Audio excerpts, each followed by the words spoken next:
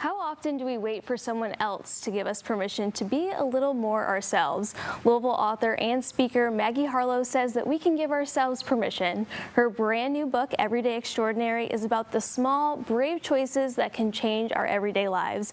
Maggie joins us this morning to tell us more about this book. We are so excited to have you in studio today. Thank you so much. Thanks for having me, Elle. It's great to see you again, and I appreciate being here. Yes, so I love your book so much. I love how it's set up in these like short chapters. There's like over 50 of them, but that shouldn't be intimidating to anyone because they're just a couple paragraphs long. You dive into about your whole life story, the lessons you have learned along the way. But I love at the end, you give that permission slip. Like back when we were in school, you know how your mom had to sign the permission slip? Why did you want to set up this book that way? Well, I appreciate that you love it. I'm not an author really. That's not really my background and training. So I had to write something that was like bite-sized. So I really am glad to hear that you found it easy to read and fun to read.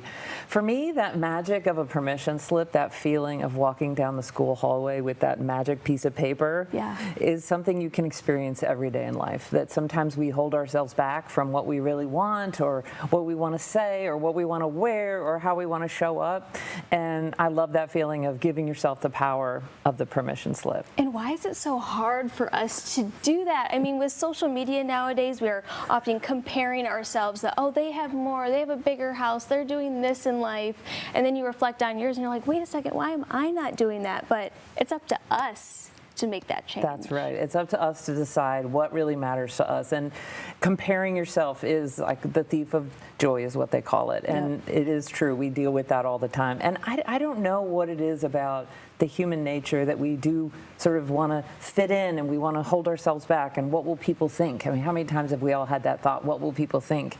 And I am learning, I'm not great at it, but what I'm learning is you can say, well, people are going to think what they think and it's okay. I don't really know what people are going to think. It's none of my business what people really think. So just enjoying yourself and enjoying life for me has been a ticket to a little bit of joy every day. That is what my dad ingrained in me, finding the joy in everything and anything. And you know, growing up I thought, well, of course, like I'm a happy young girl, you know, whatever. But as I'm getting older, I mean, life is hard.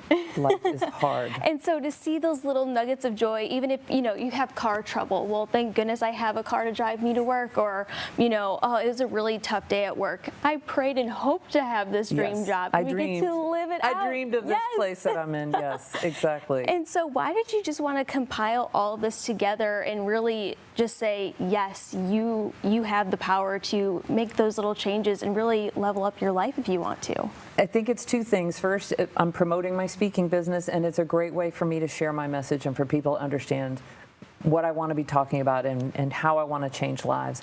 But it really feels like my passion. It really feels like how I'm supposed to spend the rest of my life is helping people be happier, helping people find the freedom that they can give themselves every single day. I love kind of towards the beginning chapters of your book, you talk about how it's okay to fail. It's okay to try again. And you being so successful, it's like kind of, you know, hard to believe that you failed, like, you know? Every day. And like allowing yourself to have those bad days. Why are those days so important? Well, I think the thing about failure is we want to avoid it, but the truth is it is the path to success. That failing is the only way to get the thing you want in life. So if you were trying to get married, you have to take bad dates. That's just kind of how it has to work. If you want to build a business, you have to make mistakes and you have to have failures as you learn and grow. So failing to me is like the greatest education. So I'm learning to really I lean into it. I recently started jump roping, and that is hard. That is a lot of failure.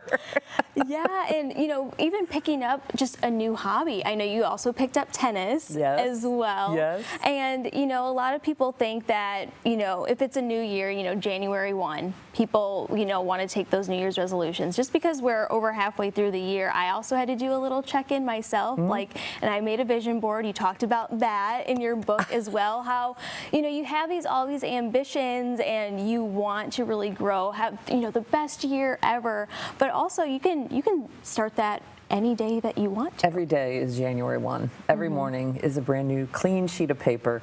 And so if there's something you're trying to do, why not start now? Just take that first step. Today's the best day to do it. That's right. Today's Everyday Extraordinary. And I brought you, Elle, a little gift. You did. I brought your very own set of permissions. Oh my goodness. I love that so much because, again, sometimes we do need that visual representation of, like, yes, I can have a bad day. Yes, I can start over. Yes, I can find the joy if I'm having the worst day ever. Like, it is okay There's to do so. something you can do for yourself. I love that. So your book is fantastic. It is over on Amazon. Can you find it locally? Yeah, Carmichael's is carrying it.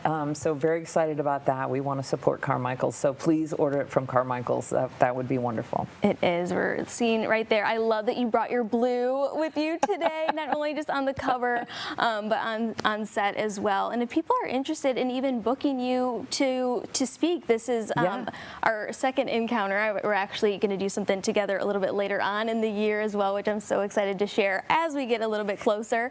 But if people are interested in booking you, how can people do that too? Just visit my website, maggieharlow.com. Super easy, and I'd love to talk to anyone who's interested in that. This is a message I feel like can enhance everyone's experience. Yeah, just open your mind and just say yes to yourself, yes to making that change, and yes to having a bad day. It can start over and have your own little permission slip too. So, Maggie, thank you so much. Thank you, Elle. Thank you. You are so welcome. If you're interested in learning more, getting your hands on her book, just head over to maggieharlow.com.